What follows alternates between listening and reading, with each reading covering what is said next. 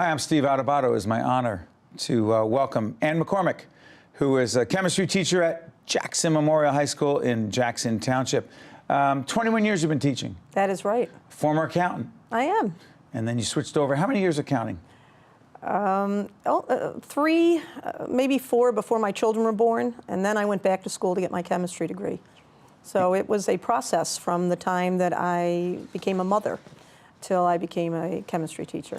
Well, our partners at the New Jersey Education Association feature great educators in their classroom close-up series, and that is why we're about to introduce folks to this video that tells your story, and then we'll talk about it. Can we do that? Sure. Have you seen this before? I have seen it, yes. Well, I have not, and I'm going to okay. join everyone else in appreciating this right now, classroom close-up.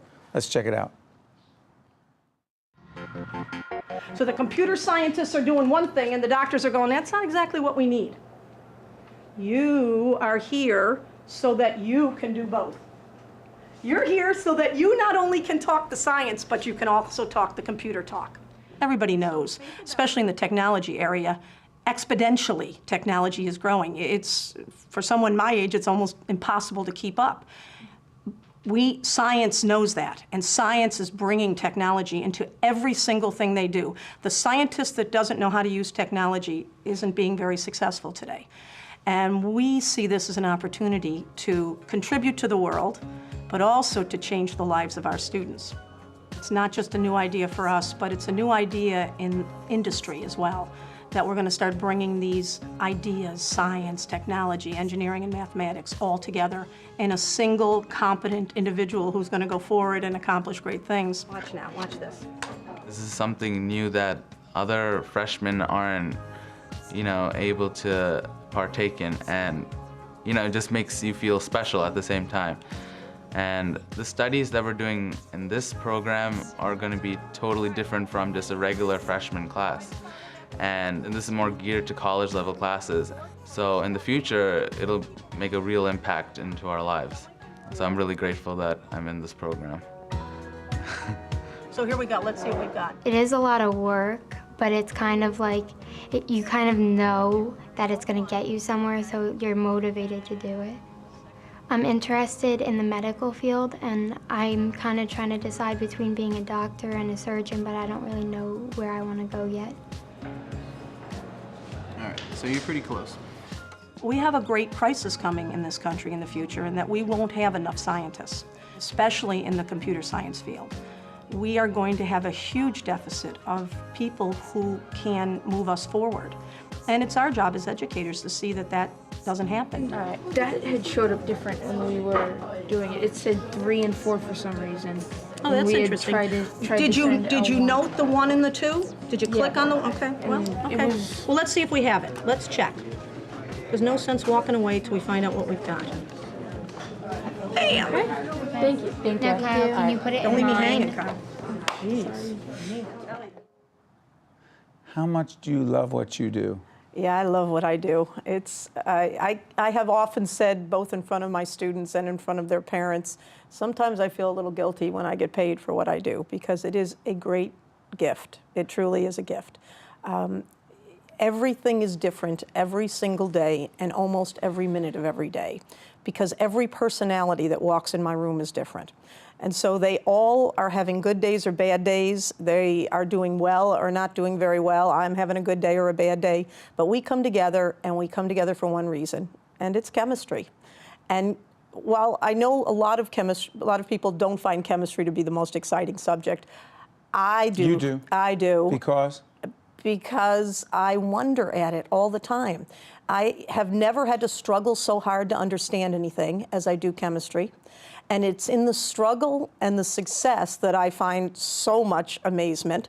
It never ceases to give me a thrill. When something happens that's supposed to happen, something I could have predicted because of some kind of knowledge that I have, and when I can convey that to a learner, especially a first-time learner, these STEM students are freshmen in high school. They're in 9th grade. 9th graders. Now, they're in the STEM, what's the STEM Academy that you're doing? The STEM Academy is a new program that we've started in Jackson. We have a cohort at Jackson Memorial High School as well as one at Jackson Liberty High School. 25 students who were chosen who applied, who had to take a test, who had to go through compete? many rigors to get accepted into the program. And now they will move together through high school as they fulfill the requirements of a STEM background: science, technology, engineering, and mathematics. What could happen for them? Great question. That's an outstanding question. What could happen for maybe them? that's what makes me most excited, because the sky is the limit. When they go off to college with the background they're going to have, any of these fields are available. And it's not just that they'll be a member of the field, they'll be a leader in the field. They will be making the kind of difference that this country needs somebody to make in the decades to come. And in education, we try really hard to meet the needs of all students. This meets the need of a special group of exceptional young people that get science and want to use technology and mathematics to explain it and to cause it to work for us. Beyond that, the STEM Academy is a trickle-down event to all of education, because when we raise the bar for these children, when we say what we've done before for freshmen and sophomore and juniors and seniors in these fields is just not enough anymore. We're going to do more, we're going to do it better, we're going to do it at a higher level. Every student who's in a program that isn't the STEM Academy but is aligned to those programs is going to benefit, because if we can do it here, well, then we can do it over here. So this has opened a door in Jackson that will never close again. It's a door for the education in these fields that is going to move forward. And we already have students from Jackson that make remarkable differences in the world. It is even going to be better in the future. But I ask you this question. I asked you this. We had a Caucus, New Jersey panel with Ann and 3 colleagues, 4 exceptional educators, and we had a great discussion. And I asked you this somewhat facetiously, but I'm going to ask you again. When I hear and see, you know what I'm going to ask you, and you don't want me to ask you, but I will. Okay. When I hear and see the level of passion and enthusiasm, when everyone watches that videotape from Classroom Close-Up from the NJEA, and they see it in your eyes right now, and you told us in the other program that you're retiring in 2 years,